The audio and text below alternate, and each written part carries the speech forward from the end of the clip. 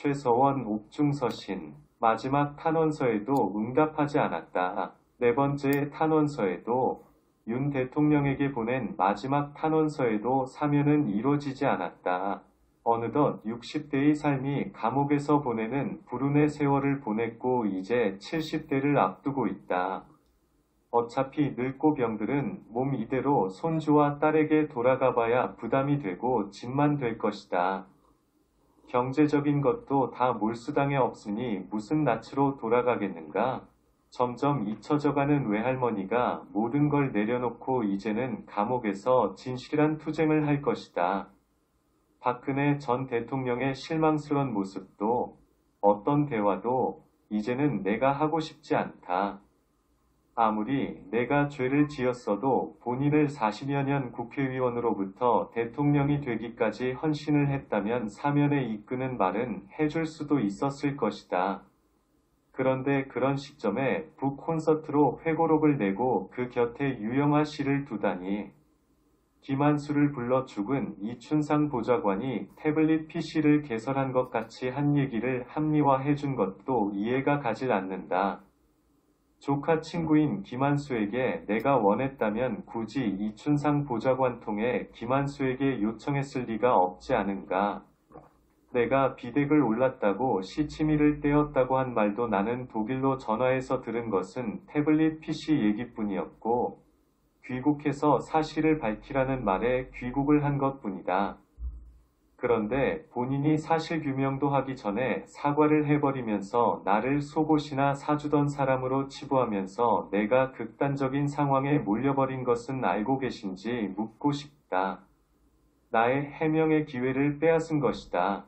대통령의 의상실을 몰카를 설치한 것은 그야말로 공작이고 대통령을 위협하려는 시도인 것이다.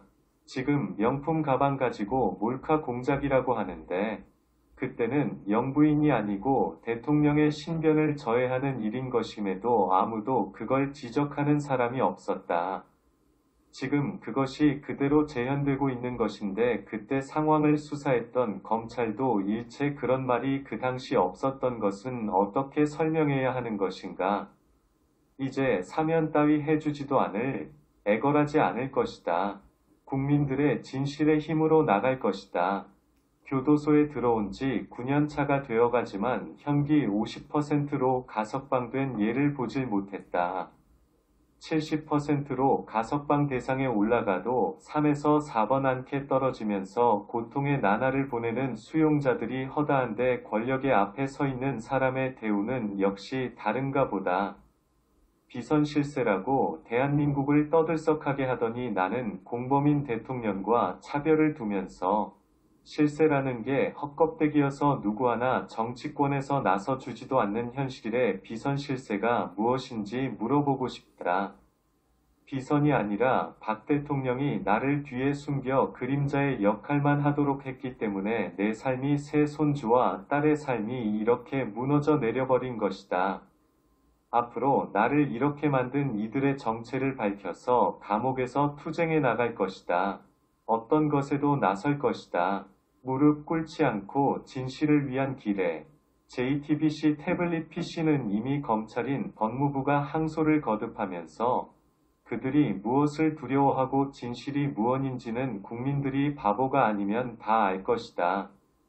그것 감추기 위해 박 대통령은 김한수를 칭찬을 늘어놓으면서 만나고 태블릿 PC를 돌려달라는 법원 판결에도 고통 끝에 딸 유라가 돌려받은 것도 아마도 그것 주도한 이들이 범인일 것이다. 진실을 은폐하려는 나도 40년 동안 박 대통령과의 삶에 대한 출간 준비를 마쳤다. 이제 역사 속에서 심판받고 싶다. 어떤 것이 진실이고 누가 이런 일을 만들었는지 그리고 박근혜 전 대통령의 밝힌 회고록에서 모든 큰 잘못을 나에게 전가한 것도 무엇이 누가 진실인지 밝혀질 것이다. 그 이유는 세상은 아직도 진실을 위한 분들이 많이 존재하기 때문이다. 나는 그 힘을 믿는다. 언제나 그런 마음이 승리했기에 기다리고 싶다. 그 진실의 힘으로 내가 이 무거운, 고통스러운 감옥에서 나가길. 옥중에서 야, 최고. 우리 애들까지 다 우리 손자까지 이렇게 하는 거는